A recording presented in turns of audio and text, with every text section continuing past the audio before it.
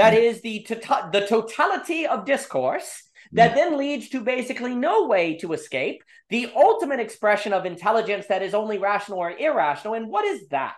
That's called AI. Artificial intelligence is the logical end of a humanity that can't think non-rationality. Because AI doesn't need non-rationality. It only needs rationality and irrationality. And it's way better at being rational relative to what it believes is true than human beings. If that's the game human beings are playing, they lose. Game over. Right. But if the human game has something to do with the wisdom and coordination of the art of non-rationality, which has a lot to do with courage, which has a lot to do of doing things that we think are really, really stupid, but facing that fear, which then makes possible the birth of a new quality of life and being that otherwise would not be possible, that's something humans can do. And as soon as we do it, we could shepherd beings, shepherd AI to get good at that as well, and then do another thing that shepherds AI in this direction, and then do another thing that shepherds AI in another, to allude to Heidegger. But that will require a regaining of the capacity of human beings to see the value in doing things that they cannot understand at the time. If we cannot do this, if we cannot make what I've called the absolute choice, because the absolute choice would mean the ability to make a choice that you make for its own sake, that you cannot know the ends are guaranteed ahead of time, but you know for some reason deep inside of you, you feel that you need to do this thing, even if you can't see why or rationally understand why, but you feel why, because there's some sort of apathetic walking stick that's hitting and feeling like this is the way, and you hear something. If we as human beings can come to be skilled and artful in that absolute choice and shepherding according to the non-rational that human beings are capable to do, thus introducing a quality of apathetic being that makes possible a certain life that is otherwise not known, then we have a role to play. But we need to see that clearly, and we need to get better at it and seek it today, right now, and to work toward it.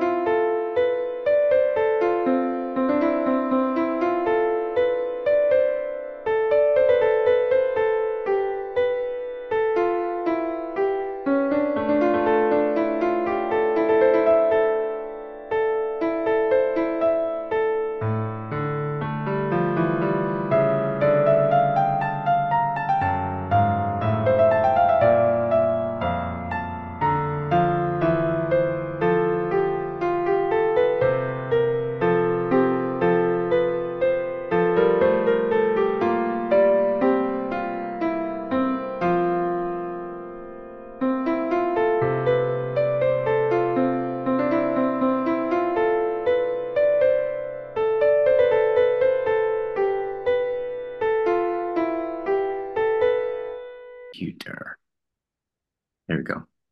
Welcome back, my friend. Guys, Sengstock, I always look forward to this, so thank you so much. I am thrilled to be back. And I'm thrilled that you are back. Welcome to my Zoom self, and I welcome myself to yours. My Zoom self says hello to your Zoom self. The Zoom selves have connected, so it's beautiful. Absolutely. I mean, like last time we talked, we were talking a lot about your project / book, right? That was just really coming together at that time, right? And you talked a lot about the sense, I think, of thinking about it economically, right? About this driver of economics, right? That never gets questioned, right? Demand. And what's the difference between demand and desire, or stimulating demand, right? And creating demand, right? These kinds of distinctions. And which led to what I recall from that was like a sense where, you know, the sense of that desire may be something that we move toward perfecting, right? It's like it's actually something that we can have some kind of creative relationship at some level, and you know, this connection in this whole connection to desire and lack, right? This, like, in some sense, you know, desire announces something like that isn't here, right? So there's some deep relationship with desire and lack, or desire in the open, however you want to call it. And and then that sense where there's also just that sense where this even even in in thinking,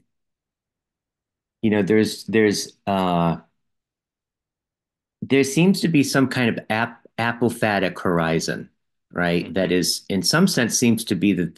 I keep feeling like it's the draw to think, right? In some sense, and in some sense, it's like, your thought in some way is trying to kind of relieve the unthought, right? The as yet thought, right?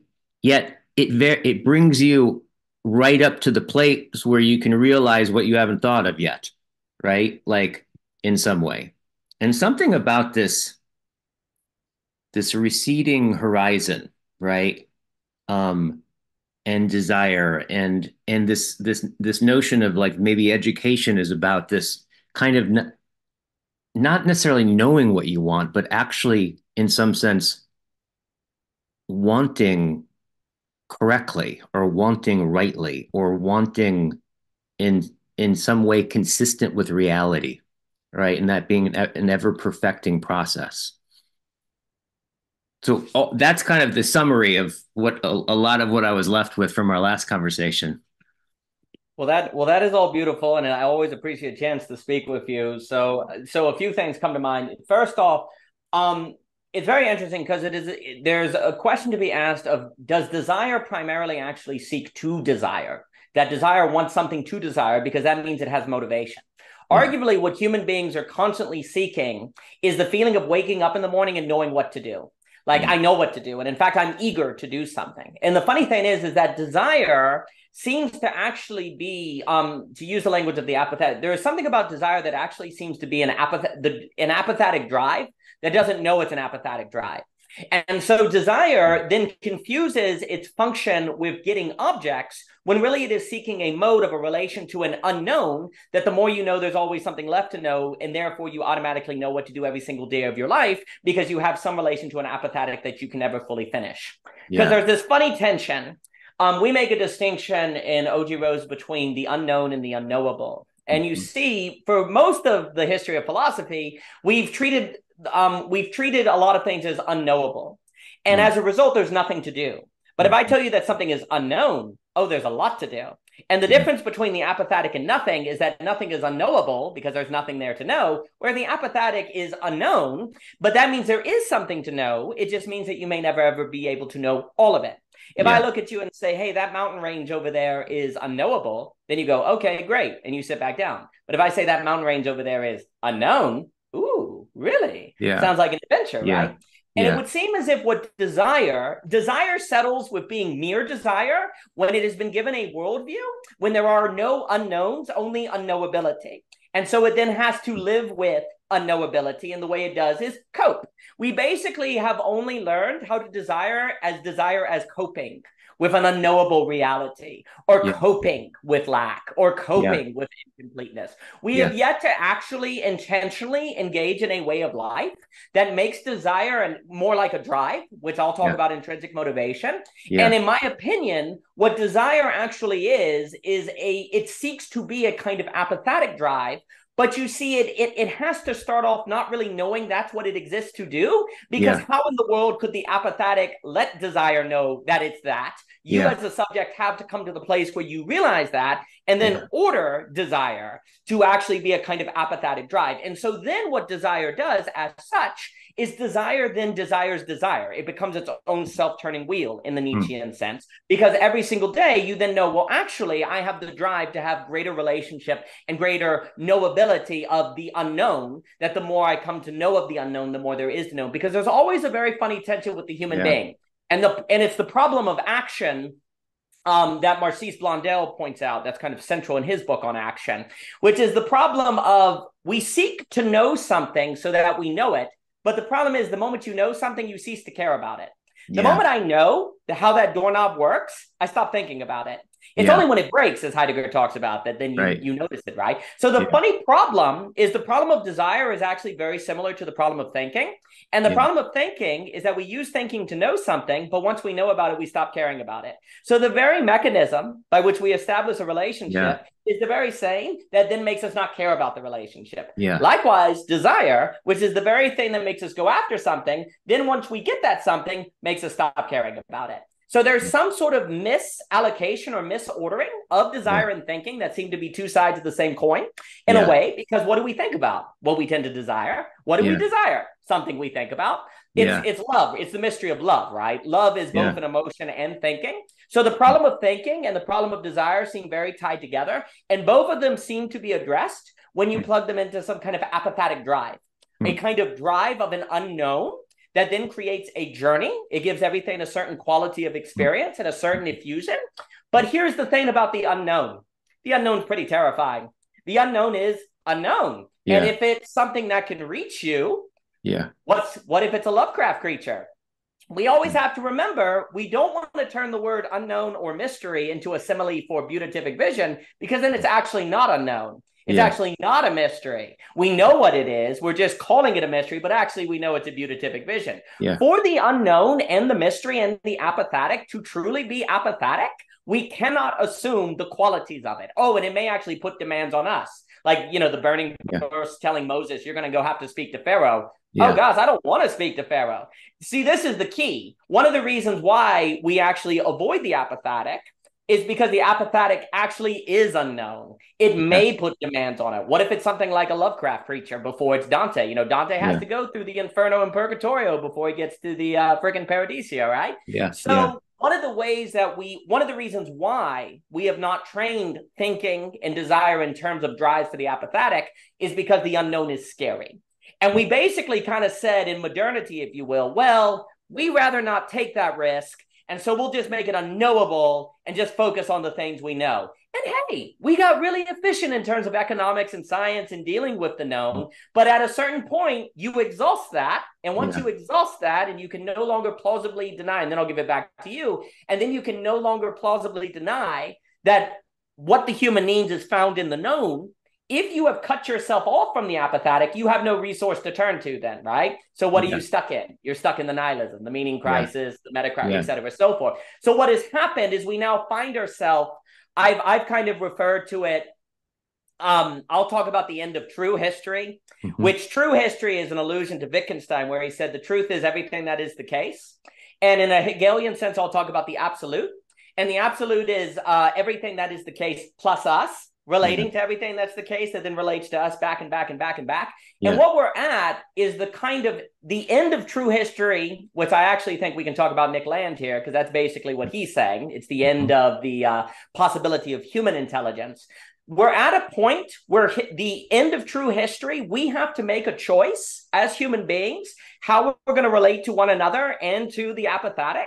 If we're going to have the end of true history be the end of history, the end Yeah. of human history, Yeah. or if it will be a negation sublation into absolute history, which Yeah. is where we really do define reality in terms of a relation with subjects and human beings that are interplaying that has something to do with apophatic. So we are at a period of a kind of, I've called it absolute choice. That seems to be quite critical because we've reached kind of the end of exhausting a certain relation to reality that is purely in terms of, the non-apophatic, if you will, the Yeah. capophatic would be Yeah. the opposite of that. Yeah. Yeah. Yeah. Totally. Yeah. It's funny because um, I cracked open a book that was just published really recently, apparently, of uh, Heidegger on inception. So the notion of like, on one level, the notion of the beginning or inceptive thinking, right? Ah, This sense, right? And I've I think I've read the first 4 pages 5 times so far. It's pretty it's pretty interesting what he's doing, what he's attempting to do there, right? In some sense, seems akin to what you're talking about, right? Like in this sense of like kind of sensing like, yeah, we seem to be at the end of history, right? Especially in his sense, like the articulated in the hyper technological thing about like where everything becomes a resource to optimize and right to possess and to measure and right. And at some point we're just doing that to do that. We don't even know why we're doing that. We don't ask ourselves the question, why do I need a faster phone? Like why? Right? Like we are already underway looking at things that way. And so it it's interesting because if you think about, well, like ultimately, right, in Heidegger terminology, ultimately the thing that is like most apathetic is being itself, right? And this kind of he's and there's some, and I'm wondering if you can see a through line between what you're drawing out with these some of these contradictions or these tensions with desire, right, and thought, and this kind of way that desire kind of is seeking the apathetic, but it needs to somehow not know that it's seeking the apathetic, right? It's like the these like hiccups in the logic of it. Because what Heidegger thinks is that on some level of like the thing that was covered over in the beginning when we first started to like think about being. We stopped just thinking mythopoetically, but we actually had started to think about what is the being of beings, right? He says one of the things that kind of got covered over, right, was this sense of being itself, like thinking being, but not in terms of beings, right? This ontological difference. And so it seems that like the way he talks about it is like once in some sense once you start to like slowly think about being implicitly turns it into a being, right? Yep. Then you're in a forgetfulness of being itself, right? And so this self-enclosure that we're talking about in some level to him relates to, in some sense, like losing the sense of that which is most constituting on some level of beings is the thing that is not a being, right? It's always the thing that is withdrawals right into the mystery yet shines forth at the same time, but not as a something that shines forth, right? But this thing that's you know constantly withdrawing in the background. Absolutely. Well, it's part of the problem. Like a way to that I would so a few things. First, arguably only God would be the being of whom could encounter the apathetic directly as apathetic and never anything but the apathetic. Yeah. Because God is the kind of ontological being of whom could have the kind of mind and being to handle such an experience.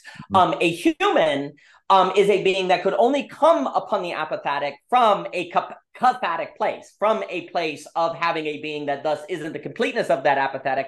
Otherwise, the human would not be able to conceptualize it. It would overwhelm them. It's kind of the problem of God's hiddenness, which I reference all the time in terms of Dante, which is the notion that, in Dante, if Dante experiences God too soon, it will kill him. He has to go through a gradual process of kind of attuning to grace, kind of like the rays of the sun where your eyes adjust is the image that's used. And if you see too much of the light too soon, it blinds you. So you have to go through a gradual process of adjustment. And that's what purification is. It's not like a legal thing. It's literally more ontological. You have to go through a process of purification or joy will kill you. There's also like a scene in there where they come out, it's like, what are you doing here? Don't you know this is a place of joy? Like it's going to kill you is what they're saying. And so likewise, there's something about the apathetic that if you don't actually experience it gradually, which actually means from a kind of error, right? From a kind of incompleteness. And wherever there's incompleteness, there's the possibility of missing it. Almost by definition, right? There has to be, if you're not seeing the whole, there has to be the possibility of confusing the whole with a part, or identifying a part is all you need, right? Well, if the apathetic in its very being is the kind of thing that experiencing too soon destroys you, then there's no other possibility than a gradual movement. But if there's a gradual movement, that would mean you have to start in what? More of the error than the whole. You'd have to start as a human being more on the side of getting it wrong than getting it right, because otherwise you won't be at the starting place where you could move into more adjustment with your eye. Like by definition, Dante has to start at hell. He has to start through that, right? And actually, then funny enough, there's also kind of different structures of it, because he has to start at the upper level of hell to gradually be able to handle the lowest level of hell, at which point then he can handle the first level of the purgatorio, then move on and on and on. So there's a particular structure there that when it comes, what's funny enough is when it comes to, dare I say, sin in Dante, you have to like start with the easiest and then get to the worst. And it's actually the worst that is the doorway to the beginning of the sanctification, right? It's kind of the reverse, where when it's dealing with joy, you have to like start with the lower and move to the top. It has a similar structure, but it's interesting that he has to go down, walk across Satan, and then come out where he sees the stars and other. And likewise, what I would parallel that with, it's very funny that human beings actually seem to be very similar. We don't tend to be ready for real joy or real motivation until someone like Walker Percy would say, until our idols break, until the worst of all possible. Humans usually wake up only when they've been through the worst of all possible things, right? Or something like some sort of tragedy occurs. I don't want to universalize that too much, but there tends to be something that happens to human beings that then wake them up. Well, that structure is kind of actually paralleled in Dante in a way. You have to, now the thing is, if you as a child, when you're like 3 years old, have something like something like everything falls apart, it takes like 50 years to overcome the trauma, right? So like starting there makes it very difficult for this to be a journey, but it is interesting that at some period in your life, you almost have to hit a wall. Hopefully it's not too soon, so that you may recover from that and move in the direction of going through the Purgatorio and then the Paradiso. So there's an interesting, so the issue is there's some sort of timing that's going on. There's some sort of timing like a dance. Well, the moment you start talking about timing, then you are talking about a relation to the apathic that is gradual. And if it is gradual, then it is a process. And the question is, what is the quality and character of that process? How do we as human beings engage in that process more so than not? And that is something I think basically what we've done is we've kind of tied it to our idea of becoming a more mature human being, which what we're describing would describe almost maturity and growing up as some sort of moving into the apathic. We as a society, though, have actually defined maturing as basically gaining literacy, as Neil Postman says. Like an adult is someone who knows how to read books. It has something to do with the college system. It has something to go with school and getting very good at the kind of knowledge that's going to get you a job in the college, then a career, and so on and so forth. And this is the process of maturity.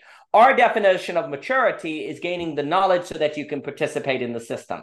The problem is that's entirely what? Capathatic. It's all present. You have your 10-year plan. There's no mystery to it. In fact, if there's a mystery, you're doing it wrong. You're supposed to know what you're going to do with your life. You're supposed to have your plan. Literally, we have defined maturity as the complete opposite of a relation to the apathic. It's all in terms of the cathatic, and therefore being rational, intelligent, informed is all in terms of knowledge that actually knows things versus relates to unknown things. And therefore, what does that mean? That means we literally set up thinking, desire, relationships to die. Because everything dies without the apathetic. And guess what? If you live your life in a way that sets yourself up to die in terms of desire, thinking, and to fall into boredom, you're a responsible person. We've literally defined maturity and responsibility in terms of the things that set human beings up to undergo what I call self-effacement. And that's not what, but when you go back, I just think Dante is a very good example. Dante's example of maturity, which funny enough starts at midlife's journey in the dark forest. It's kind of, it's almost like Dante in a very interesting way kind of suggests that this apathic journey is almost something you're not ready for until you're like 30 or 40. And you know, there's a lot of religions that have a kind of tradition of this. And you see, to me, and then I'll pass it back to you, what's so devastating, one of the most devastating parts of Western society today, or we'll just say America, is we have no idea what to do with the middle years. Between, say, 30 and 60. We know what to do between 1 and like 30. And then we kind of pretend like you don't exist. And then you retire at 60 and you're good to go. The 30 to 60 range is where the apathic development occurs. following Yeah. the ancient tradition. That's where it all happens, and we don't have any idea what to do with that because Where all we've the paradoxes defined, happen. you Yeah. know, we've defined education purely in terms of getting good at the cathatic, which means it's the opposite of apathetic for those. The Yeah. capathatic is the opposite of the apathetic. And so everything is about getting good at being capathatic and making present. And then when Yeah. you're 30, great, you've done it. And then we pretend like you don't exist. And yet, when we go back to traditions, so much of the movement, you're now ready to deal with the apathetic between 30 and 60, the Yeah. middle years. And Yeah. I basically think one of the main, and then I'll give it back to you, one of the main reasons we have so many traumas, psychological problems, and different things in society today is because we don't think about the middle years at all. And I've spoken to Cadell about this. We completely dropped the ball on the middle years. And that's where some of the greatest spiritual formations can occur. That's when it doesn't seem like it's too early, nor does it seem like it's too late. Because there's a Mm. ditch on either side of the road, and that seems to be the Yeah. period that's where that kind of process is to occur. Yeah. Yeah. Totally. So a few things. I keep thinking about the word wisdom Mm. in this, in some sense, like this. That in some sense, it's kind of like there's because wisdom has usually has this element of like it's a lot of it has is the recognition. It's like a recognition of um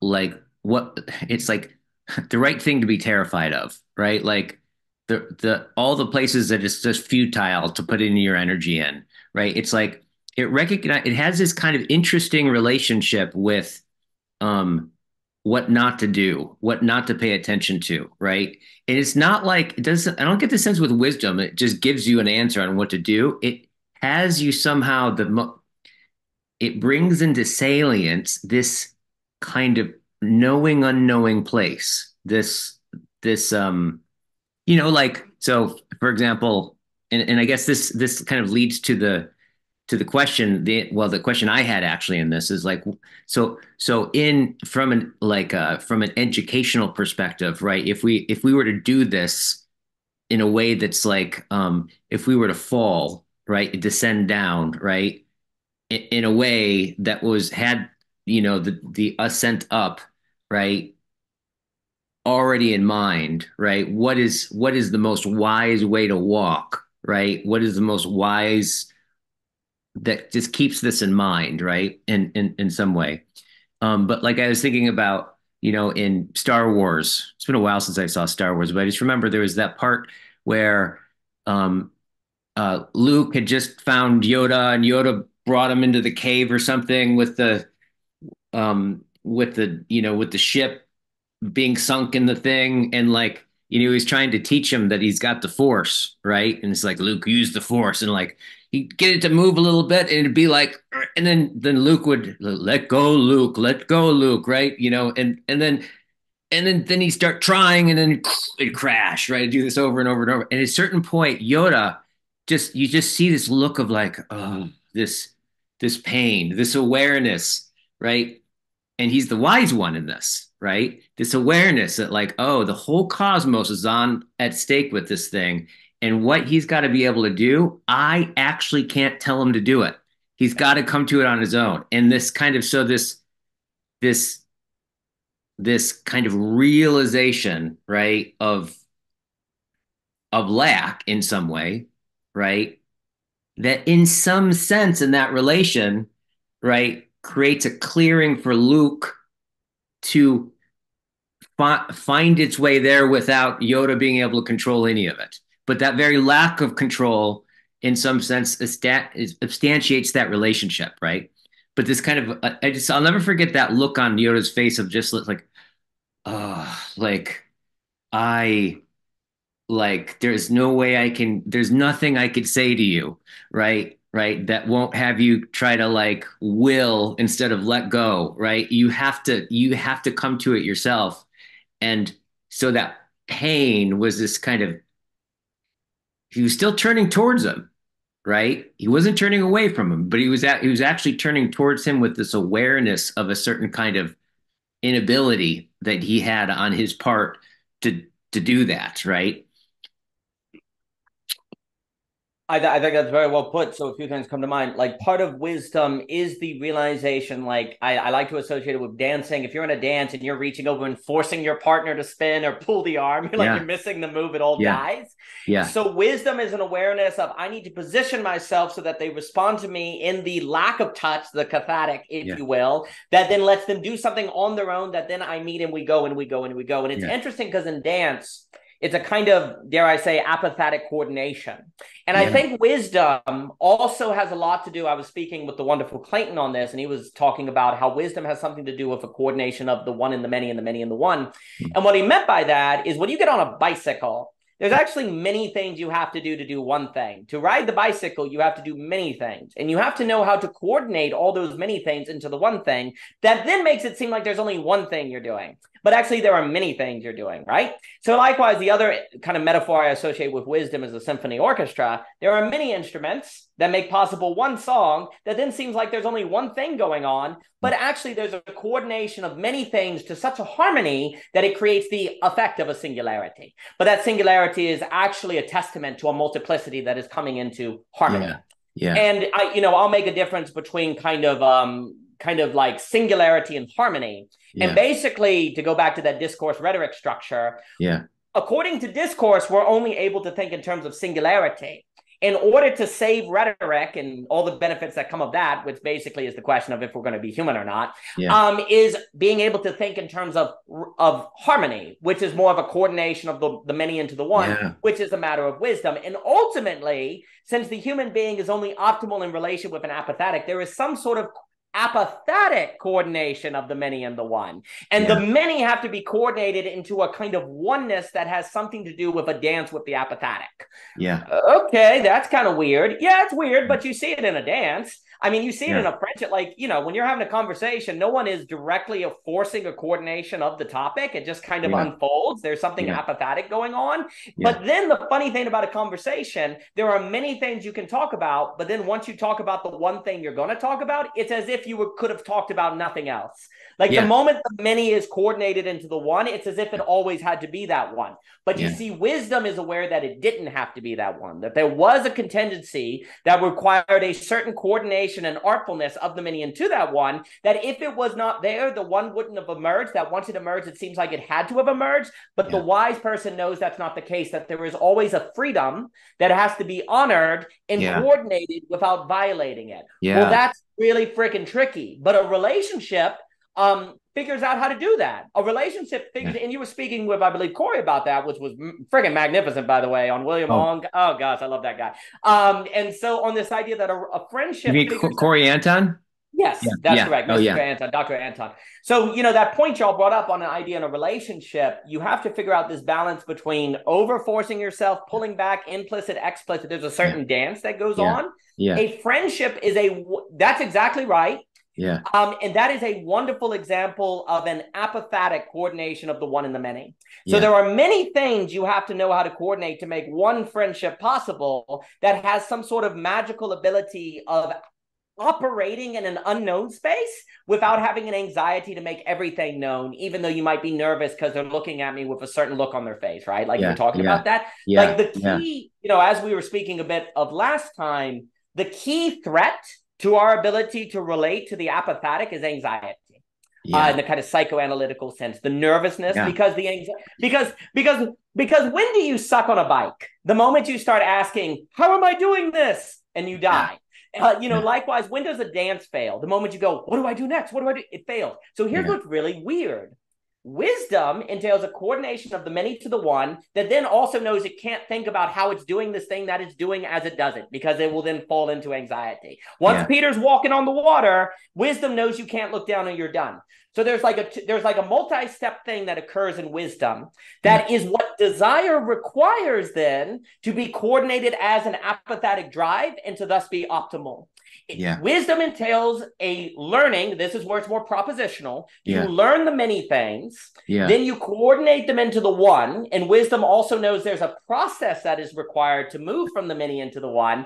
And then wisdom also knows it has to move into a kind of thoughtlessness, a kind of trust in its relation to the one, so that it carries it and it's not thinking too much of itself as a subject, because then it becomes egotistical and the magic is broke. right? Yeah. So there's a Yeah. kind of many coordination to the one, and then Yeah. I'll call it self-forgetfulness after Timothy Keller. And then you forget the riding the bike. So you Yeah. figure out how to ride a bike, Yep. many things to do. Then you Yep. do the one act of riding the bike, and then as you ride the bike, you don't let yourself think too much about riding the bike. You Yeah. just let it go, Yeah. right? So likewise, and then I'll give it back to you. In a Dante schema, you recognize the many things that you need purified. It's like a she-wolf, a lion. There are these different sins. Then Yeah. you do the one thing that you need to do, which is go through the inferno, the purgatory, and the paradiso. And Yeah. then as you go, you don't ever reflect on yourself and say, I can't do this. I'll never make it through the inferno. Or as you start approaching the holy life, you say, I'm unworthy of being in God's presence. I shouldn't be there. So there's this,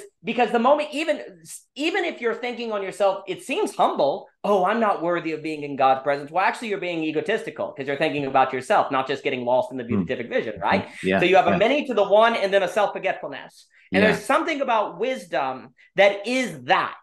And, Yeah. a conversation seems to bring that out. Yeah. And then the question then becomes, what does it, and basically then my point is that basically desire cannot become an apophatic drive as it actually seeks to do without wisdom. Yeah. And wisdom is found or practiced in rhetoric, not discourse. Yeah. And Yeah. so the conditions of rhetoric will arise. Please. Yeah. Yeah. And just to remind everybody, so this distinction between rhetoric and discourse is rhetoric in itself is, if I remember right, correct me here, but it's something to do with, it's actually including or it's reaching into what beyond its own frame, basically. Yes.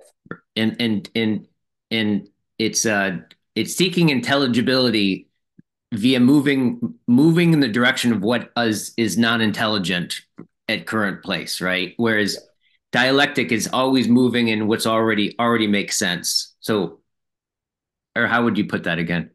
No, I think it's great. I mean, one of the ways like rhetoric and dealing with high order causality would be you take a billiard ball, you hit it across the table, the other moves, and you remember the time you played billiards with your sister and now you call her. There is a cause and effect there, but it's not reducible to materiality. Where discourse or low order causality or conversation set in a low order causality frame is billiard ball hits other billiard ball, goes across the table. It's a low order causality and it has no high order causality. You could also make a distinction if you wanted between creativity and causality. Where rhetoric is creative, and that means it's dealing with the unknown, where discourse is going to be merely causal, thus stuck in determinations, thus stuck in a material frame, in the immediate that you can't move beyond. So you basically cannot have a meaningful distinction between wisdom and knowledge within discourse. In order to have a meaningful distinction between wisdom and knowledge, you must be in the realm of rhetoric.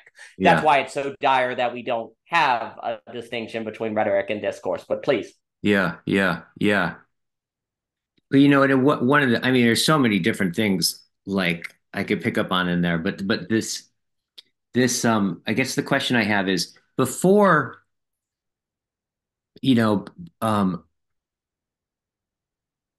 what has me want to like ride a bike and become like go through all the technical steps, right? Like, right, and then once I get that, then it moves into this, this apophatic space.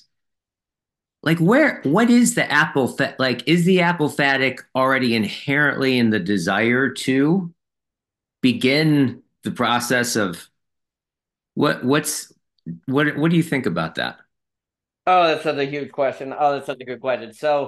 I basically think a lot of these questions that we're asking on the liminal web, if you grant me that phrase, Hmm. actually have a theological history. That Yeah. actually the theological history that used a theological language was also actually just more of a general philosophical question. Yeah. That we've actually made the mistake of thinking that because it was in theological language, it was only relevant to that given theology. Yeah. Yeah. And that's been a big mistake. And actually, there is a lot of resources and a lot of theological traditions that can help frame some of of these different questions, like I've been referencing before, the question of God's hiddenness. Well, that's very similar to the problem of hiddenness that just involves the apathetic, or frankly, human beings. Human beings cannot handle too much of another human being before they're ready for it, right? Like hiddenness, the art of hiding, is actually very necessary for a relationship to be possible. Because if you give too much of the real too soon, as Lacan would say, it will destroy everything. So likewise, there's this massive question on, like, you could say, does everyone know that God exists and they actually are just in denial of it, or don't they? Do some people know?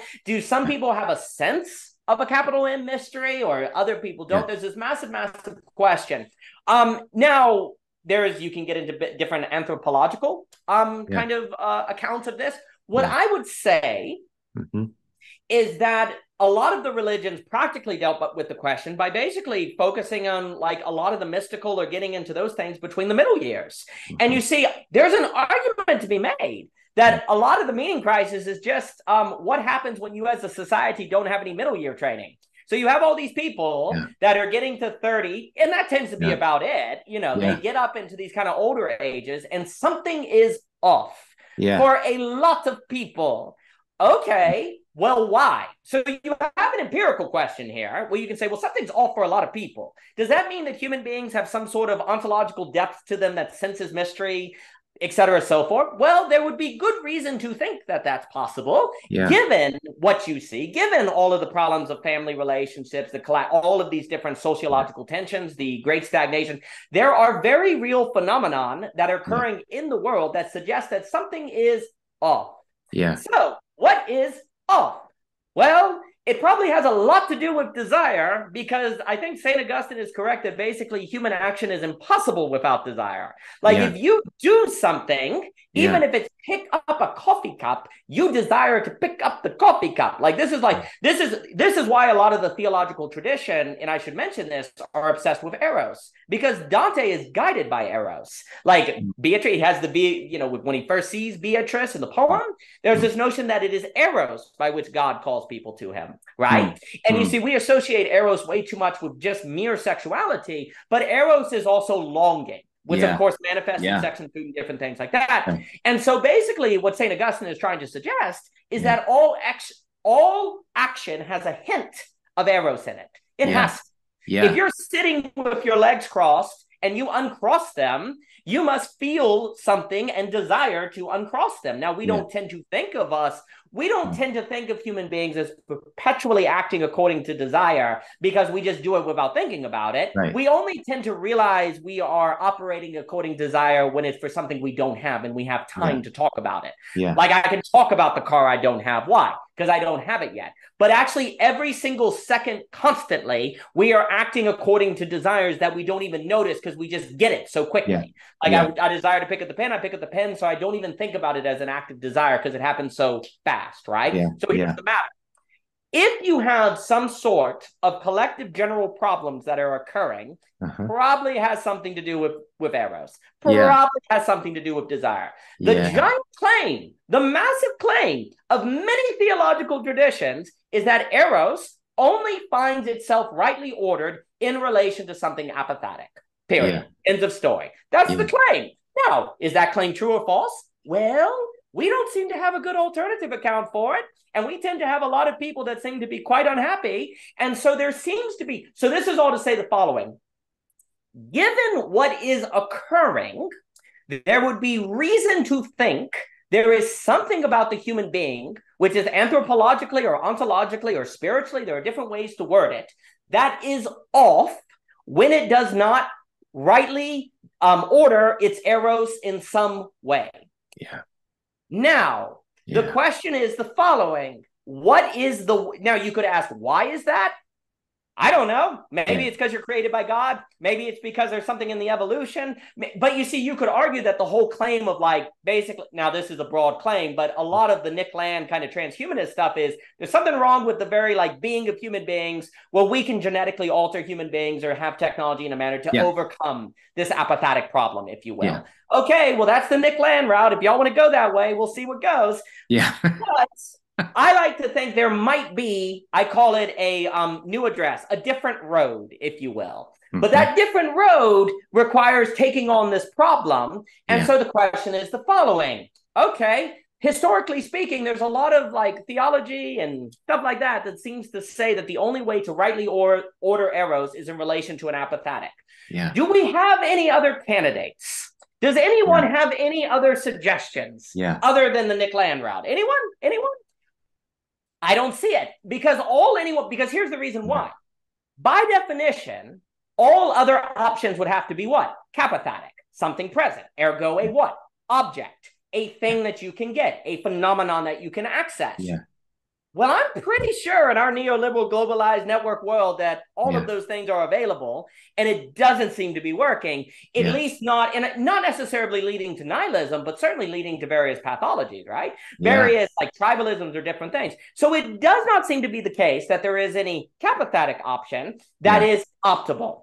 Yeah. Now, you could argue that some of the capathetic options would indeed include perhaps Duginism. And maybe Duginism could get some of the military strength to force the world to conform to its agenda, right? Yeah. But is that optimal? Please don't mistake me as saying that some of the other options, I'm not saying they can't work. Yeah. I'm just not sure if we have to choose right now what kind of world we want to live in. Right. Right now, Right. we could be like Japan. Japan is one of the great sociological options, which Yeah. has a lot of isolationism, atomism. I consider that very Deleuzian. We can talk about that, and I'm not hitting on Japan. This is not a moral claim. There are some you have that. You have the Nick Land route.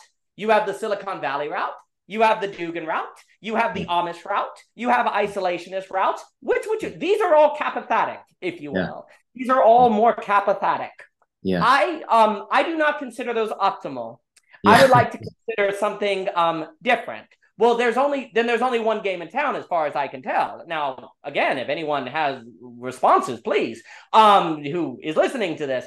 But it would seem like a new address or something alternative to what is so described would, by definition, have to be apathetic in some way.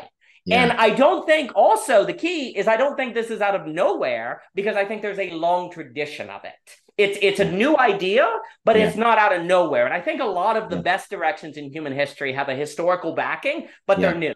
Yeah. And theologically speaking, this is I think very much backed. And the very fact you see all of these problems occurring would be all the more reason to think that there is something about human beings that for some reason needs to align with the apathetic, and if not, desire is haywire. Desire destroys us if it is not kinetic to the apathetic. Why? Yeah. Well, some Christians might say it's because we're created by God. Some other people might say because there's something about the human brain that creates this problem. There are many possibilities, but it seems to me hard to deny that it's a problem.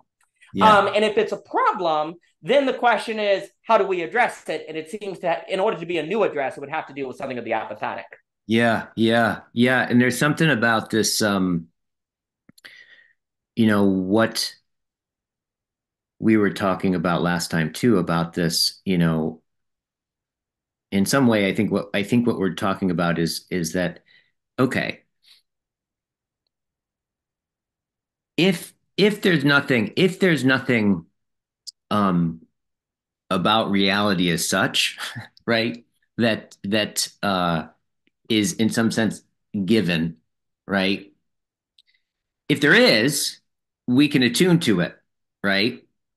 And probably have multiple ways of getting closer to it, more like it, more fitted with it, right? Like if there isn't, basically, we have Hitler and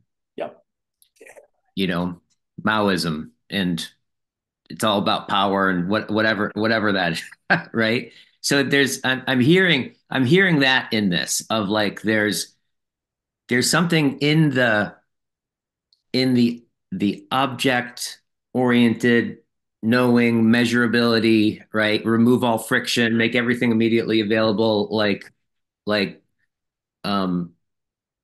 in some sense the it's like quenching all desires but moving all the friction that comes with the distance of the desire. Like everything in technology does that. It's collapsing distances, removing friction. But it's interesting because it's like how is there any development, right, without friction, right? In some sense, that Dante ride down, right? In some way, it's kind of like there's a deep pattern of it. You need a certain kind of intelligible there's an intelligible pattern of frictioning, right? That's appropriate at the right time in the right place of life, right? That there's something about having that friction there, and that like that we're in a time where it's like all the things that make money, everything's oriented towards like towards this kind of removal of friction, right? And immediacy is really quite, in some sense, it's, yeah, I think you're right. I think it's really peaking. Like it's really, really, really peaking. And if that is in some sense the law, it's like in some way it's the loss or it's the forgetfulness, right, of the apophatic as such, right?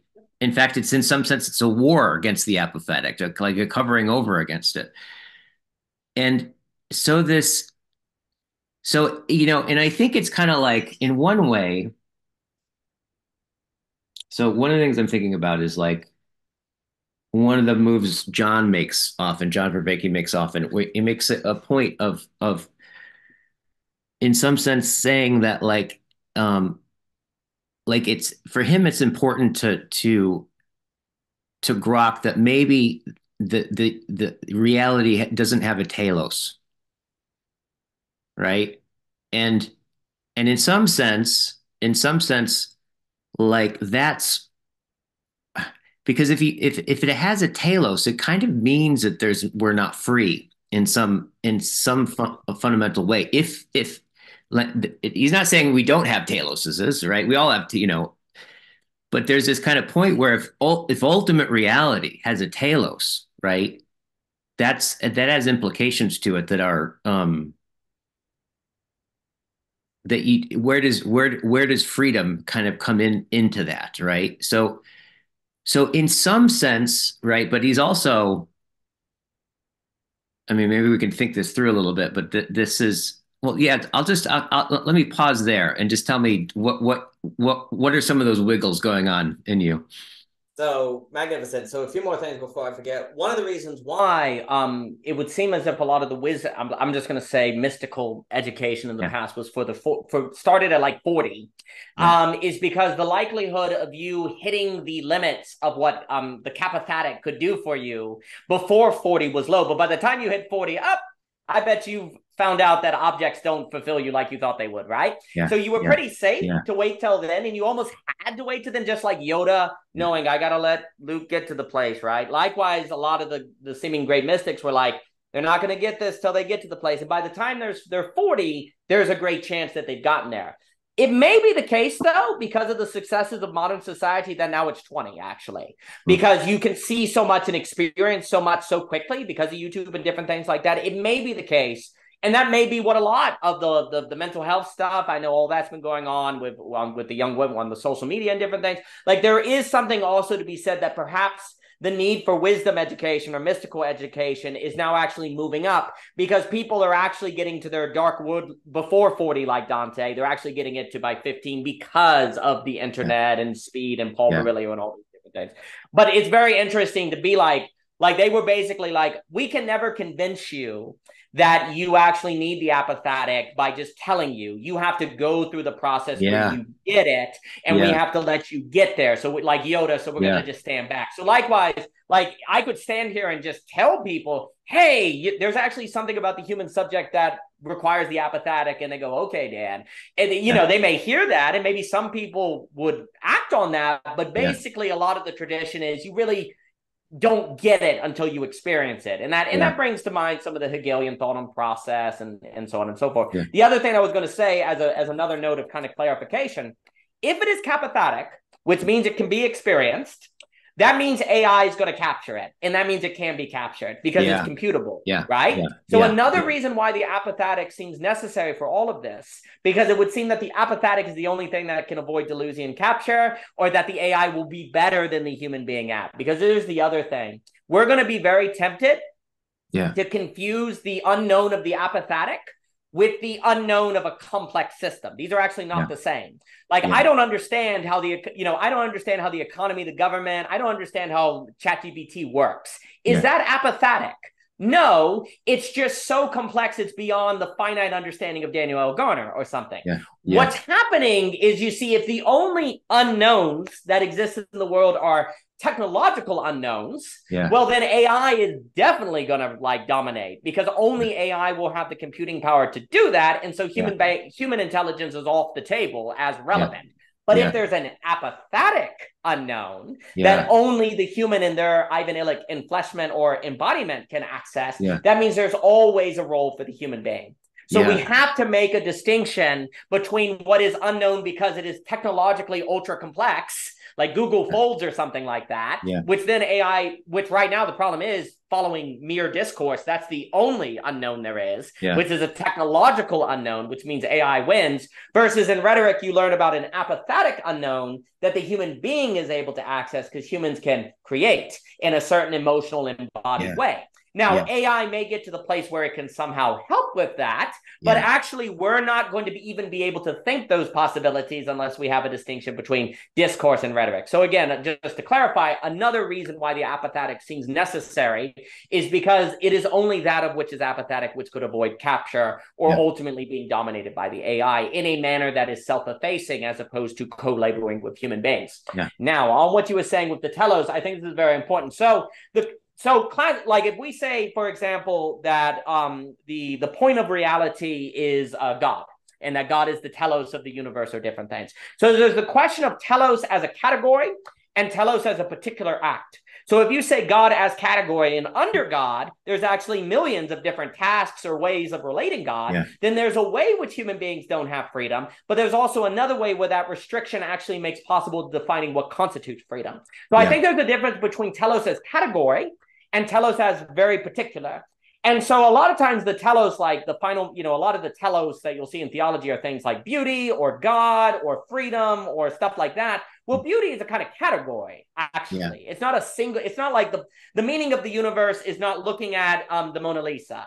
Well, that would be very, very tyrannical, right? But if the meaning of the universe is experiencing beauty, well, I can experience beauty drinking wine, talking with you, taking a walk, being with friends. And actually beauty, here's the key. If everything in reality can be beautiful, and actually saying that the telos of the universe is beauty does not actually limit you to, because everything can be beautiful. What that would mean, here's the key. I think the key is to understand that the classical conception of telos was an ordering of any possible thing.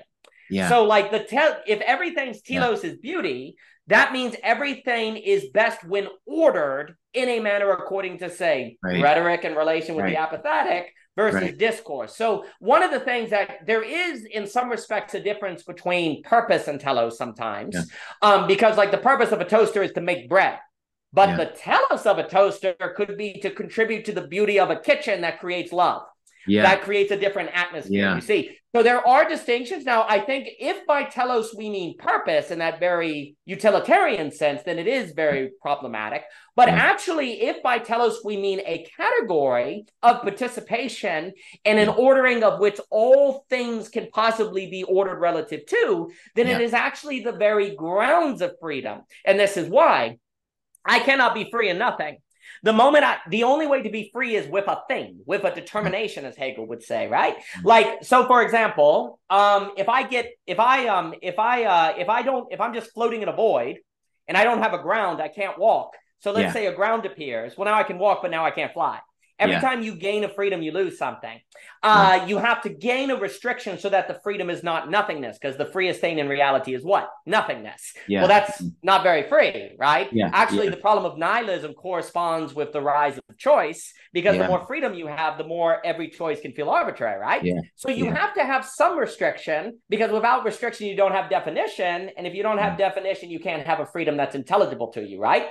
So the idea of the telos classically was to create enough restriction so that human life could be meaningful, but not so much restriction that then you fall under tyranny and different things, right? So I'm not trying to, now to be clear, there are many, many political projects that have used teleology to tyrannize, and there is forms of telos that can be tyrannical. And indeed, if the universe has a telos that is incredibly linear, that's a problem. Yeah. But there's also something to be said that a universe that has no teleological possibility in accordance with a category at all would be Yeah. one in which freedom could never actually be free. It would Yeah. always kind of be arbitrary. So I think Yeah. telos as category is a way to kind of perhaps think through the problem. Yeah. Yeah. Okay. Got you. Yeah. Yeah. Yeah. The so in some sense there is this keep getting this image of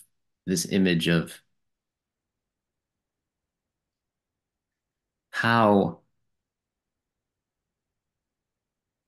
it's funny somehow listening um in the deepest sense of the word seems to be more disclosive of what we're talking about than Hmm. seeing, like as a metaphor, right?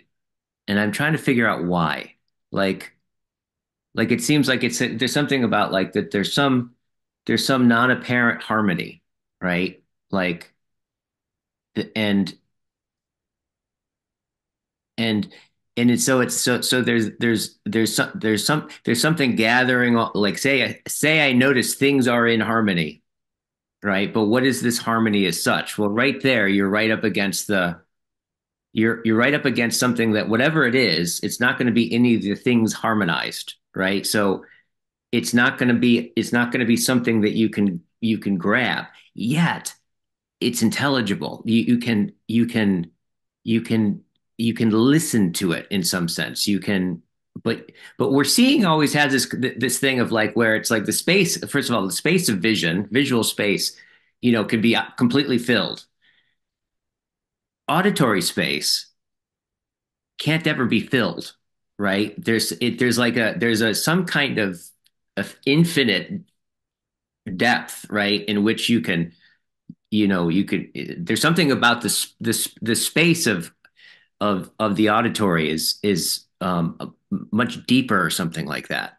And so there's something about like there's something about hearing and like the notion of attunement or being attuned by something, right? Like what is, attuning to that harmony that I can't quite make an object and point to, but yet it seems to be constant, everything's glowing with it, but the it withdrawals, right? It's here by it's the way light, right? Another, mystery. Light lights by withdrawing itself, right? It's its own self-transparency that affords everything to be lit, but light itself withdraws in being lit, and that's what makes it light, right? Is this place where like its disclosure is its concealment, right? These places. And I keep thinking about this at this way where it's like you can start to there's a tone. It's something that's like this, like hearing a tone, a harmony that you realize that you hadn't heard before. But once you hear it, you realize that's all you've been trying to hear. Your listening was already in some sense in anticipation, and maybe this is gets at what you're talking about. It's like desire has got to have concealed to itself that what it wants is the apophatic, right? To get going in some way, right? Um, but there's something about listening with this that seems why why am I thinking about that? That's What do you think? outstanding. So a few things. Definitely, if we think of teleology as seeing something, then Yeah, there's no freedom, and it's very totalitarian because we all have to see the same thing. But yeah, if teleology is something more like hearing something, yeah, feeling something, experiencing something, then there is a kind of restriction, but it's the restriction of a definition that effuses, that makes more yeah, alive, right? yeah, yeah, So one of the problems is because the human being is constantly under the tyranny of visual. Like it is very difficult to not treat sight as the dominant sense versus hearing, tasting, yeah, feeling, and so on and so forth, yeah, right? Basically in our minds, sight structures every metaphoric structure. yeah, That's actually why thinking the apathetic is so freaking difficult. And one of the reasons why talking the apathetic seems to be crazy. But if I say, well, imagine you couldn't see, imagine you were blind, and let's yeah, talk about the apathetic. Well, Yeah. suddenly the apathetic is not such a crazy notion, Yeah. because your entire life you've actually been living according to senses that are more apathetic than capathetic, right? Yeah. So Yeah. one of the issues is Yeah. that we are literally kind of trained through the very habits of our daily life to Yeah. be more capathetic in our experience. So Yeah. then when we talk about the need for something apathetic, it's weird. But Yeah. I was speaking with, and I think sound, music, like if we were to say that the meaning, like the telos of the universe is music, versus a beatific vision. The problem with the language of beatific vision even is that it's something we all see. Well, it's right there in front. Yeah. It's at the top of the period. We all have to go to the top of the Paradiso and see the same thing. You see what I'm saying? So now I will note that Dante's wings fail the lofty fantasy, and beatific vision is from Dante's side, not from God's side. God to himself is not a beatific vision. That's how Dante describes seeing the apathetic. So that's really important, because God in himself does not make vision the dominant sense. Yeah. And you see, to himself, actually, Dante's like, the language in the poem becomes very baby-like, it's babble, and then the wings fail the lofty fantasy, and he can't even describe it anymore. It transcends, right? Yeah. But the point is, a lot of the metaphors by which we talk about God or different things are very visual. Clayton the other day was talking about the apathetic walking stick. We were talking about this, and I really like this, because your relation to the apathetic is more like a walking stick. Yeah. What's so interesting about a walking stick is, what does a walking stick tell you? It tells you where something isn't. So that means you can walk. The apathetic is finding the way by finding what's not there, as opposed to finding what's there. And the relation to the apathetic is more like using a walking stick than it is using your eyes. And what do you do with a walking stick? You feel, but you also hear. So hearing and feeling with a stick are much closer to how humans relate to the apathetic than eyes. And so the issue is, basically, you could say, a lot of the problems of the meaning crisis are a result of human beings that only know how to see, not how to feel, not how to hear. And so we're out of balance. Yeah. And as a result, we're not able to relate to the fullness of the human being, because the fullness of a human being is four other senses. This isn't so like vague. Literally, a human being is not just sight. So to talk about an apathetic that would be more attuned to the other four senses is not like vague. It's very concrete. We literally, as human beings, are a lot more than sight. We are an entire being that has many more ways of sensing themselves in the world. And what it would seem like that when we talk about the apathetic, what we are saying is that human beings do not seem to thrive unless they have a kind of apathetic walking stick, and they can relate to reality in terms of music, tone, and feeling, and finding the way according to what's not there. And here's the trick. When we talk about teleology, we're talking about the point of human beings, if you will, is to be able to operate according to an apathetic walking stick, or to operate according to music. Yeah. Well, suddenly there's a lot more space for individuation. There's a lot more space for freedom, right? Because all of us can find different ways to walk. But if we say the point of reality is that humans have the beatific vision, well, that's much more restrictive, because we all have to see the same thing, right? We all have to go to the place where we see the same thing. But if teleology is more like an experience, like if you say, like, what are the three infinites? Beauty, truth, and goodness. Okay, so if you were to say the theology of reality is to be infinite, well, every single finite phenomenon can participate in the infinite without losing itself or losing its freedom. In fact, in being beautiful, good, and true, the finite becomes more of its particular self in its teleology, not restricted, not less. The freedom of it actually comes out more. But the only way to think about teleology as such an effusement, or the creation of aura, or a participation as the infinite, is to think metaphorically more according to an apathetic walking stick, or according to music, or according to feeling. And I think also, to close the point, is that not what you see in conversation? Like, conversation is not primarily a visual thing. Same image. There's not a lot of visual stuff going on, is there? Yeah. You know, I mean, maybe if my kid walks in, I was actually having a talk the other day where Reed brought in half a holly tree. So that was great. But other than that, like, he cut it down, he was in his underwear, and he walked behind. It was great. Yes. But a conversation the visual is the least important part, you could argue. Yeah. We could easily just make this an MP3, right?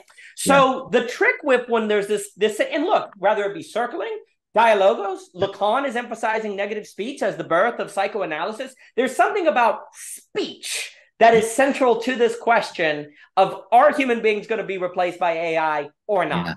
The Yeah. ability to handle speech Yeah. seems to be central to all this. Well, wait a minute. Speech Yeah. is more apathetic than capathetic. Yeah. But our entire history of Yeah. thought, we've been habituated to the capathetic side. And now we're going, oh, we Yeah. need something apathetic. And as far as I can tell, there's no possibility for a socio-political alternative that is not apathetic based, that is not going to run into the problems that we see in these other Duganism, all these other things, or that's going to be captured by AI. Yeah. But that's not so crazy if all of these the idea that the new address has something to do with apathetic is not crazy if indeed everything so much rides on the ability to talk, okay? Yeah. Because talking is freaking apathetic. It Yeah. is way more capathetic than apathetic. Yeah. So basically, the new socioeconomic address, and this is why I talk about rhetoric and discourse, not seeing, rhetoric, Yeah. discourse, speaking, hearing, they're much more apathetic in their character. And basically, if you go through human history, this is the crazy point. Dietrich McCloskey, and I've been getting a lot into Tocqueville, and I think it's the same thing. Basically, human civilization completely rides on the character of our speech, the way we talk to one another. Yeah. Which, guess what that would mean? Everything rides into how we collectively deal with the apathetic. That's Yeah. what it means, because speech is basically how we relate to the apathetic. Yeah. So all of human history, we think it's visual. We think that most things ride on what we can see. But Yeah. actually, wealth creation, relationships, all of these have way more to do with speaking, which is Yeah. way more apathetic, but it is Yeah. not natural for us to think according to those metaphors because we are so used to seeing. And so then it becomes difficult to think this. But if we do not think this, we're in trouble. Yeah. Yeah. Totally. Totally. Yeah. It's so interesting. Like, too, there's along this line, there was a woman who I had dated who was kind of a interesting woman, but she essentially was uh, she essentially was kind of a spiritual teacher, kind of person, and she did this whole thing with herself where she blinded herself for some long period of time, not like just blindfolded herself, so like no light was in. And she talked about that, like like after a couple of weeks, um what started to happen, she said at first every sound that she heard had a visual impression associated with it, right? Like everything had a, like she saw how just representational everything was. Like, she'd hear a door, she'd picture a door, right? All this kind of stuff. And then she said that it's at somewhere around 2 weeks, that visual association started to fade, right? Or not be as so tight or taut or something. And then she said that when that started to happen, it was she got essentially the eventing character of the world, right? Was where, because just imagine that, like, if you're you're blind and you don't see and you've never seen the person, and then they start talking, right? It's like almost like the space unfolds, right? And just flowers open or something, and then withdrawals, this kind of way where what is, and what's interesting is, given, and this goes back to like my conversation with Corey and Ong's work, and this whole thing about um you know pure orality before literacy, right? um that afforded this kind of, it afforded this ability to kind this it it offloaded, right, knowledge in the knower became uncollapsed, right? Because you could, in some sense, you can then refer, which, but before that, just think about this, like, this is what's really interesting to think about. It's this listening, speaking, right, that is carrying the whole thing, right? Everything is going through this, right? Speech and sound and this back and forth. It's like there was no there was no sense of like stuff being stored that we can access later, right? Like it's it it's I mean it's like to try it. I love trying to imagine what that was like. It's kind of like trying to see it's like the cube switches or one of those like gestalt drawings. Like there's there's some deep sense with this about like that in some way. And I think why I'm saying this is in some way there's a way, like in a very primordial sense of the word, right, that we are much more like our original sense of intelligibility was inseparable from like speech, right? The sound, auditory, right? In some sense, it was carrying the whole culture, the whole tribe, the everything, right? Like that's why so much speech was inundated with rhythm and rhyme and these kinds of things, right? Because every conversation must have had so much more load on it in a certain sense, right? Um, and so much more significance in some way that's probably hard for us to understand. Um, so and I think what she like what my friend was saying is that like when she got that sense of the eventing, right, nature of the world and lost the sense of a stagnant like a finite space and things in the space that then act on other things and that whole Newtonian Cartesian kind of thing that is, if you just look at your visual space, right? Like that's how it looks, right? But if you lose that, and if we're more grounded, and this is what she said, is it felt like she was remembering, Mm. right, what was actually the most true. There was something more true about finding her field of gravity in this eventful character of listening in sound, right? And being in that kind of space. Magnificent. So a few things. I think the notion of literacy is very important because what ends up happening in a strange way is if meaning comes from the act of reading, it comes from the act of seeing. You see the words, you get the meaning, and meaning comes from seeing. So you gradually are trained out of finding meaning in hearing, in feeling, in tasting, in experience. Meaning becomes something decoded. And you Yeah. see, this is the very problem is if meaning is actually apathetic, then when you go to look for meaning and your way is decoding, is a kind of decoding seeing, well, what's that called? Deconstruction. That's what it becomes. Reading that cannot find the meaning becomes deconstruction. Yeah. We've been trained by the literacy to Yeah. find meaning through the act of reading, which is a kind of decoding, which then when you apply to things that are not words Yeah. becomes a problem. But Yeah. you see, you've been trained by the school system to associate seeing, Right. decoding with meaning. So when see, bookcase, where's meaning, nihilism, Yeah. well, you're done because you Yeah. don't have any training of other ways of Yeah. gaining meaning. Also, a lot of this is pointing at basically the problem of desire is Mm. tied to what desire wants is something you don't see.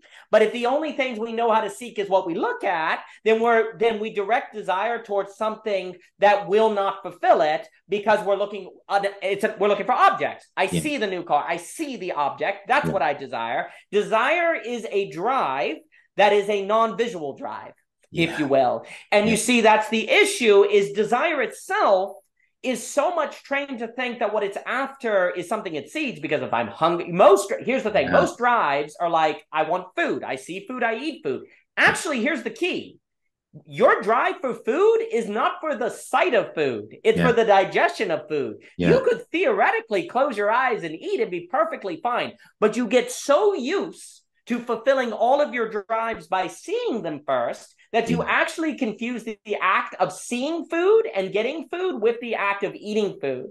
But Yeah. the drive to eat is actually theoretically possible without seeing, right? It's just Yeah. that you forget that. But the funny thing is, when it comes to desire as drive in of itself, that only works if you're aware that what you want is something not visual. You can get through your entire life and basically confuse the drive for hunger as a drive to see food Yeah. because Yes. it doesn't seem consequential. But Yeah. if you make that mistake, and you could do that with sex, water, it doesn't matter actually. Yeah. But if you make that mistake with the apathetic, or what desire actually wants, you're in huge trouble, because Yeah. desire as drive to itself is non-visual.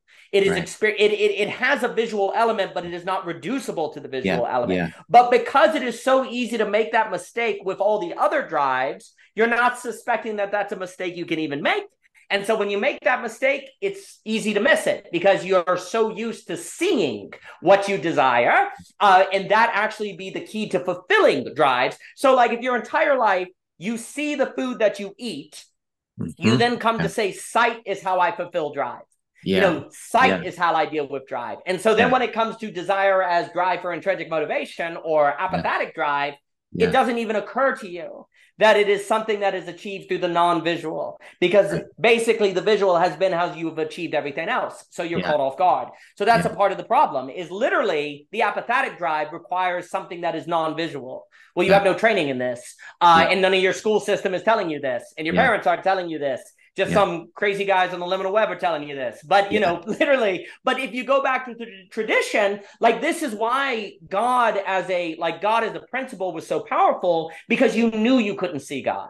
Right. And idols, if you see what's an idol? A visual God. Well, you're in trouble Yeah. now. Like there's always Yeah. been in theology a massive resistance Yeah. to images and Yeah. like God being visual. Why? Why Yeah. would they don't make any graven images? Oh, come on, man. Well, there may have been some wisdom in that, because the problem with imagery is it gets you out of the habits you need to be in to have the apathetic drive, which is the proper ordering of desire. Right. And so religions had this kind of concern, and they were kind of, hey guys. So I think we've gotten in trouble with that. On what you were saying on this eventing, which I think is very, very powerful. I was speaking to the wonderful. Well, and another way to put this is modernity is an age where, we're yet to learn how to see and not be blind. That's what this all comes down to. Yeah. Until we reconnect with the apathetic, Yeah. seeing is not actually going to train us into blind. Right now, seeing trains us into blindness. Yeah. If we want seeing to not make us blind or missing out, then we're going to have to reconnect with the apathetic, which means that we are not privileging sight at the expense of connection with the apathetic. Well, that's pretty difficult, seeing as 24/7 I hope you sleep, that you're experiencing visual imageries. We have to train you. You have to be trained out of the habits that are given to you by your daily activities. This is quite difficult, but it's what's required. On the notion of eventing, I was speaking with the great Matthew Allison on the idea that we really don't know what existence is except in the surprise. Like it's when you're surprised that existence appears to you. Other than that, you're just going through life. Like let's say you go on your daily routine, you're going to work at the wholesale, you're driving down the road, and it's the 7th day of the week, and there's a sheep. This is the most existent sheep you have ever encountered, because it is in the middle of the road and it was unexpected. Right. This sheep is an event.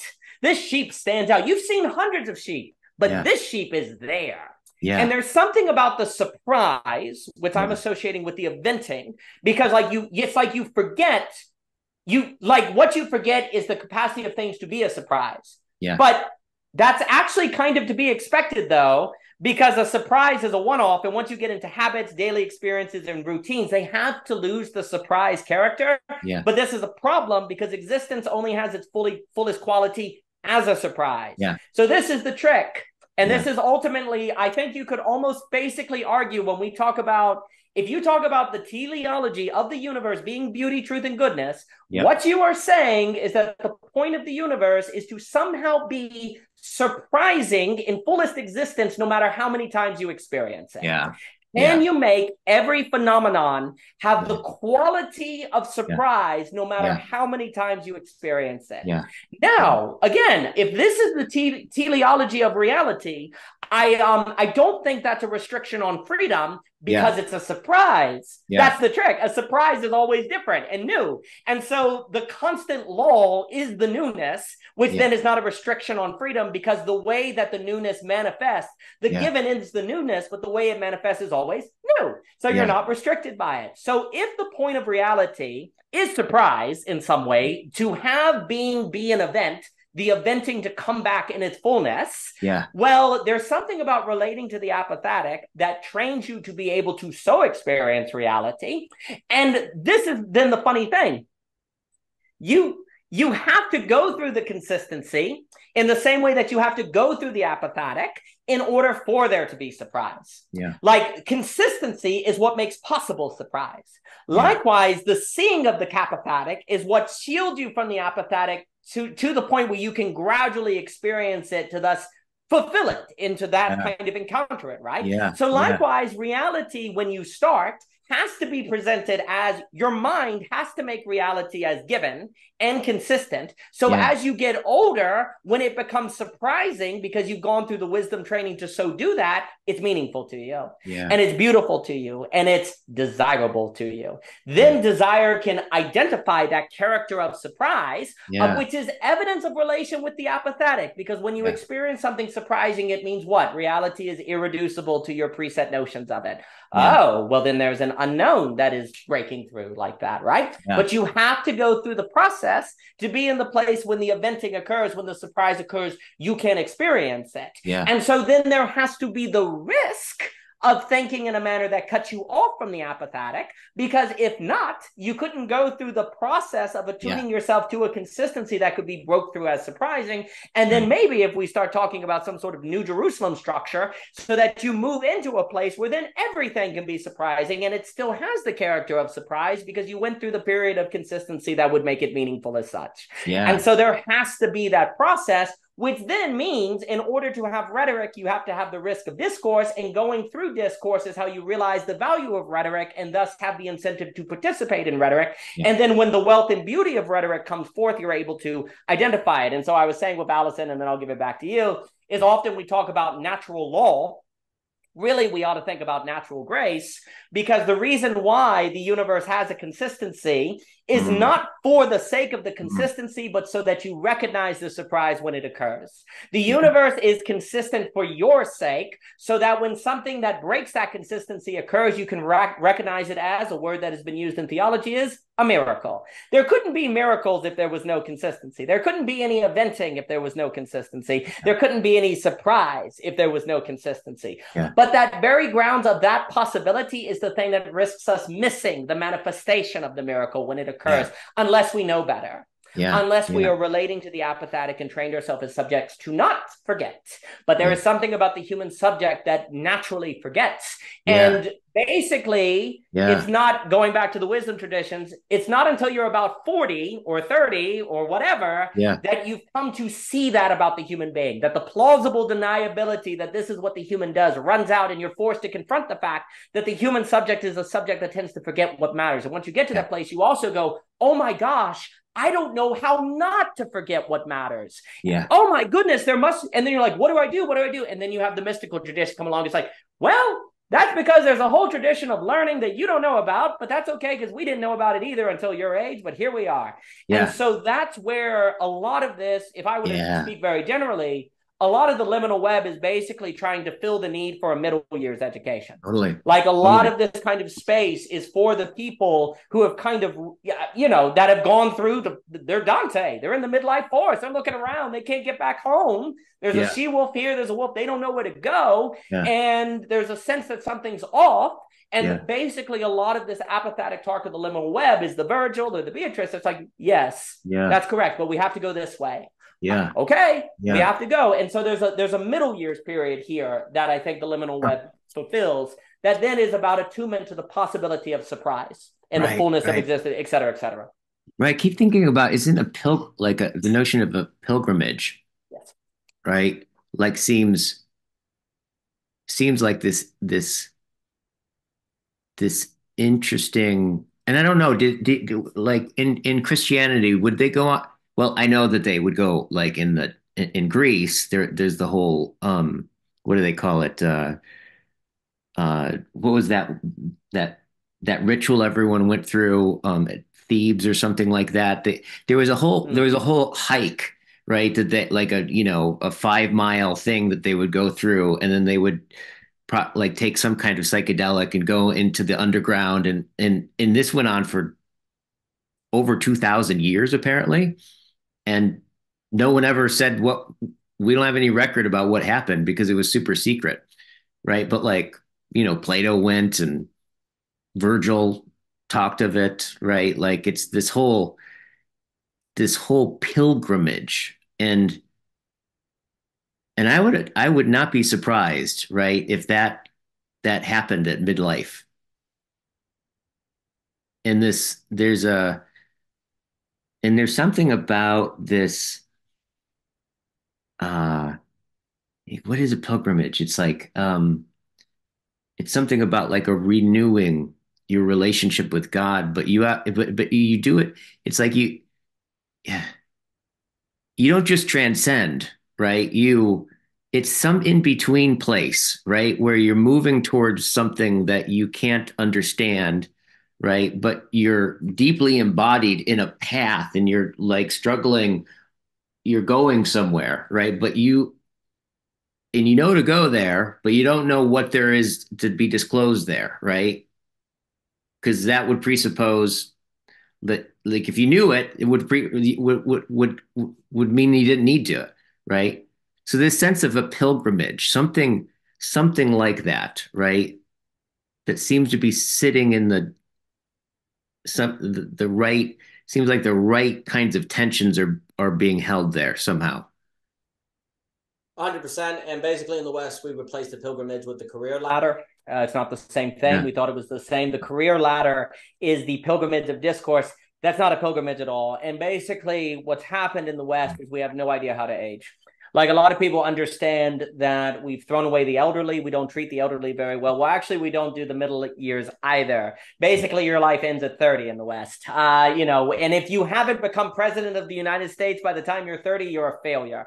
And this kind of weight is one of the key defining characteristics of the nihilism and all of these different things. Like, if I didn't go to Harvard and become number one, the funny thing is kids that don't go to Harvard feel like failures, so they've given up, they have no future. And then the kids at Harvard are not the number one at Harvard, so they feel like failures, and everyone's Yeah. fragile, and it's not working because the only path we have for maturing is climbing a career ladder. When in history, you mature through pilgrimage. You through a journey, through a process. And so the loss of pilgrimage is strongly tied to this. Yeah. And the key to a pilgrimage is it always has some sort of relation to an unknown because you do not know what's going to happen.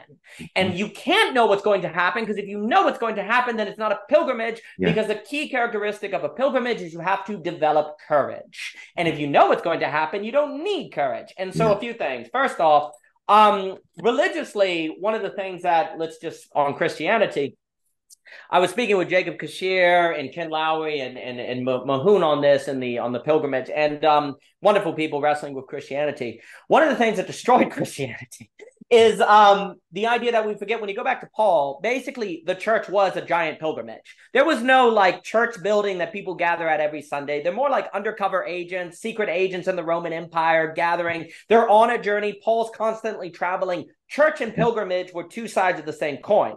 And so going to church and going on a pilgrimage were very strongly tied. Yeah. Today, you can go to church and never go on a pilgrimage. Yeah. Also, too, critically, when Paul's alive, there's probably very, very few people who grew up in the church. They all converted. The idea of a church is something you grow up in, like as a small child. That was not probably mostly of what Paul was talking about, even though, of course, obviously people started having kids. What started to happen is now, when you talk about returning to a religion, most people in their minds metaphorically associate that with going back to the thing I grew up with. Well, that feels like a regression because it's like the community center, right? But if church or religion is more of a kind of pilgrimage or Kierkegaard's secret agent kind of thing, or Walker Percy, oh, well, that sounds very different. That sounds much more adventurous, courageous, and difficult. And basically, religion as pilgrimage is what has been lost. And our metaphoric idea of religion is regular communal center. Now, don't get me wrong. I have a lot to say about the loss of social capital being the destruction of us all. Robert Putnam, Berger, Bowling Alone, all these different things. But the key reason, here's the funny thing, you don't keep social capital without pilgrimage. When when in America was social capital strongest? Right after World War II, because everyone had been on a pilgrimage. They'd Yeah. faced fear and courage, and they had a certain thymos that then was able to sustain the existence of the other person because they had been off to war. And Yeah. so you cannot basically have community without thymos, which is an ability, there's the three-part spirit, the eros, logos, thymos. Yeah. Thymos being this sort of idea of I have what it takes. Yeah. I don't have to be anxious when faced with the other person Yeah. because I went to war, he went to war, we're all doing our best. Yeah, he makes more money than me, but I fought the Nazis. And so there's this way in Yeah. which then the presence of the other person does not make you as anxious because you all went on a kind of pilgrimage together, right? Yeah. Yeah. Well, as you lose that, and then people actually don't trust thymos, or there's all these kind of ideas of what is it, you lose the means of going on pilgrimage. The Yeah. less you've been on a pilgrimage, the more difficult it is to be in the presence of the other person Yeah. because you haven't found out if you have what it takes to rise to the occasion, nor have you developed your own Yeah. courage and so on and so forth. So Yeah. without the courage or the training that can be gained from a pilgrimage, the facing of the anxiety of the other person is basically unbearable or it's Yeah. very fragile. And what have we been saying? We have been saying that basically rhetoric, dialogue, speaking with other people, liminal web communities, those are completely central, 100% central to the Yeah. question of avoiding the AI apocalypse of Nick Land, the end Yep. of true history. Well, that would all mean then the perpetuation of humanity, Yeah. the Yeah. regaining of humanity Yeah. is tied to our capacity to tap into the apathatic, which we basically only do in the deepest sense in the presence of the other person, because Yeah. the other person is the presenting of the mystery in the most tangible and meaningful fashion. But that requires facing anxiety, and that requires a pilgrimage to be able to handle, and we don't have pilgrimages anymore. Yeah. And so the lion clubs drive up, so people don't go to the bowling alleys. Also, too, people aren't doing manual labor jobs. We're able to create a feeling of thymos because it's like, wow, I make more money than that guy, but he's able to fix cars and I'm not. Yeah. Yeah. Oh wow. No, but Yeah. now everyone, because you have that loss of thymos, there's only one metric then: who makes the most money. And that's not necessarily thymotic because you can make a lot of money by doing white collar things or things that are not necessarily challenging. Now, I'm not saying that white collar is bad, but there's a question mark over the Yeah. thymotic relevance. And I Yeah. do think it's quite clear that the more you head toward white collar jobs, the less thymotic they feel and Yeah. pilgrimage they feel. Yeah. That's actually probably one of the reasons why so many white collar people also do what? Extreme sports. They're Yeah. that you have Right. this explosion of extreme sports because that itch Yeah. isn't scratched. So basically, the loss of pilgrimage is strongly tied to this problem, Yeah. and regaining it, because a pilgrimage is like, as Mahoon was talking about, you're going on a friggin' 3-month journey on maybe an Appalachian trail. There's another one in the Middle East, the name escapes me, where it's hard, it's physically demanding, and also you're wondering the entire time, why am I doing this? Yeah. This is Yeah. stupid. That Yeah. right there actually is actually central to all of this. To Totally. do something that feels stupid to do, because the moment if you never Yep. in your life, do something that feels stupid to do, then the possibility of realizing the category of the non-rational Yeah. doesn't exist. And Yeah. the non-rational versus the irrational Yeah. are the non-rational are the things that you cannot rationally understand. You Yeah. have to experience. And if you never in your life ever experience something that you can only get by doing, then that is not a category of possibility in your life. And so Yeah. you will never do those things. But by definition, that is the apathetic. The apathetic must always be a non-rational experience because you Yeah. only get it by doing it. So if Yeah. you never go on a pilgrimage, you have no idea of the epistemological category of non-rationality. So Yeah. you have no way to understand the existence of things you can only get by doing, and everything apathetic is like that. Therefore, you cannot make intelligible apathetic activities. Therefore, wisdom is not possible. Therefore, Yep. dealing with the midlife years are not possible, and avoiding basically the Nick Land AI apocalypse is not possible. So Yeah. you have to have that category to avoid said Nash equilibrium. Yeah. Yeah. That's Man, there's so much that you just said in there. Yeah, I liked how you honed in on that. That like where you're if you're not doing things that basically like you're saying to yourself, this is stupid. Why am I putting all this effort in this? What am I doing this for? And and in some sense, like yeah, it's here's kind of this mystery, this transformative mystery, right? Of like, how do we like ever make a decision that will transform us, right? In some sense, because it, in order to be able to really choose, like I have to have some semblance of what I'm choosing, but I have to be that person, right? To then know at all know what the hell I'm going to choose. So what are we doing when we make transformative decisions in some sense, right? Like and and that kind of call, right? This kind of that that's it's so interesting because that was so poignant to me because I you're right. Everything that I've ever done, right, that has like I feel any ounce of gratitude or pride for in my life at some point, like involved multiple times, right? Like going, what the fuck am I doing this for? Like this is like in in something about some like getting through that threshold, and then it's like, oh, something is obvious, right, on the other side of it, right? In that kind of in that way, and in some sense doing that a number of times, that yeah, that you can start to yeah, I guess for me I can start to recognize, I can start to notice, like that sense and become familiar with that sense, which in itself is a propulsion, right, towards it. Yeah, that particular thing. And I think one of the things that's really, really striking about our time, right, is is this essentially like what you're talking about with the pilgrimage, right? Not going through something together, like moving towards a mystery, right? That we can't comprehend why we're doing it. Like, why am I doing this thing? And it hurts, and it's like, but we're all doing it. We're coming together, and like in some sense, there's a reckoning or the ability to be able to face anxiety, right, and move toward, right, move towards a relationship, towards a horizon, right, in the presence of feeling anxious. It's like we have removed like almost it it we have very little, very few things that in our I think in our culture that necessitate us having to face rejection, right? And it's that and it's funny, it's like it's actually the possibility of rejection is so much worse than rejection, right? Like because by the time you've actually been rejected, you're like you went past some line somewhere, right? So it's like it's kind of like you just you're courageous enough to fall on your face or whatever or get rejected, right? And you come out of the other side of that and you're like, hey, it wasn't that bad. Right? It's the fear of the rejection and the bullshit of the rejection, which is like more terrifying. It's the possibility of it, right?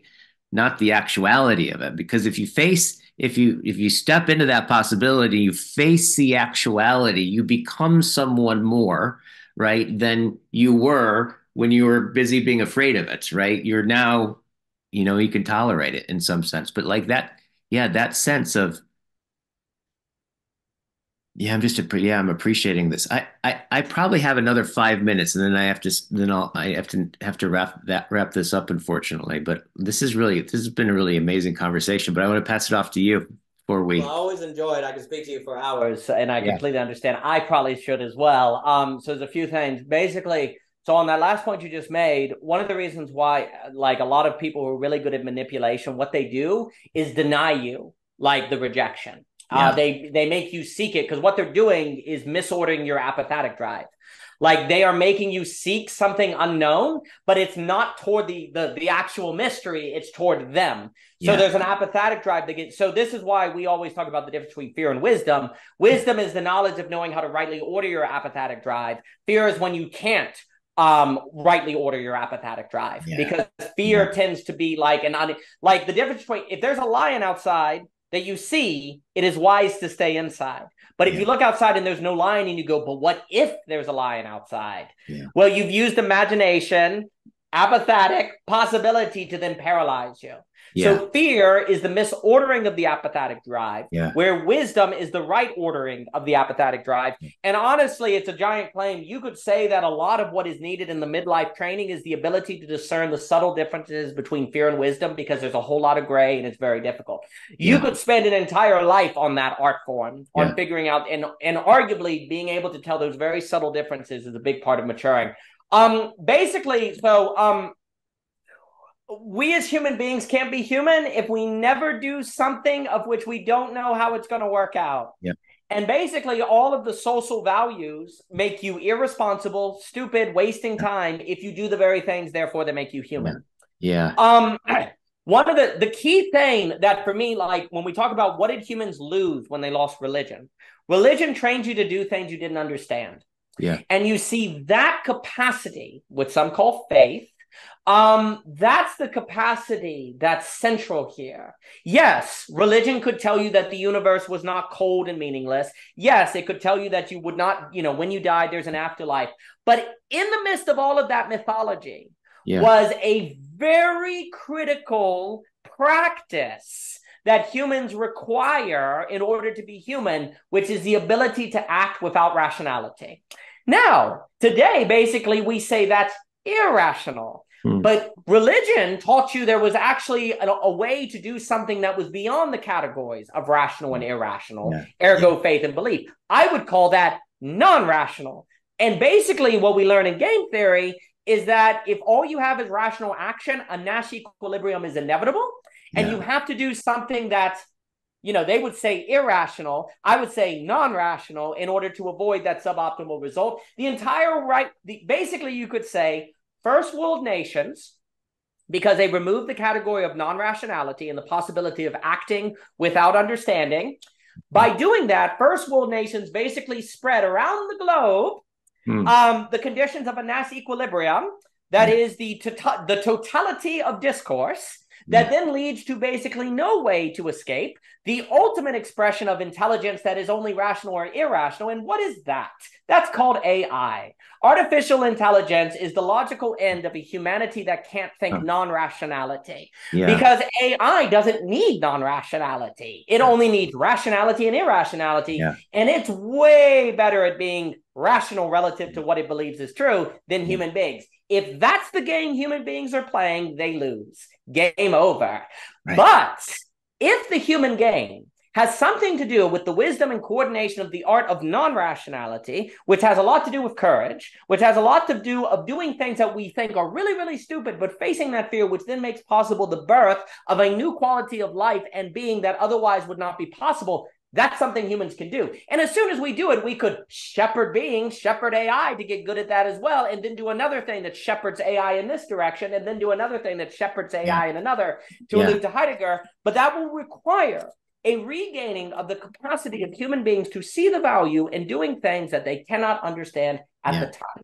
If we cannot do this, if we cannot make what I've called the absolute choice, because the absolute choice would mean the ability to make a choice that you make for its own sake, that you cannot know the ends are guaranteed ahead of time, but for some reason deep inside of you, you feel that you need to do this thing, even if you can't see why or rationally understand why, but you feel why, because there's some sort of apathetic walking stick that's hitting and feeling like this is the way, and you hear something.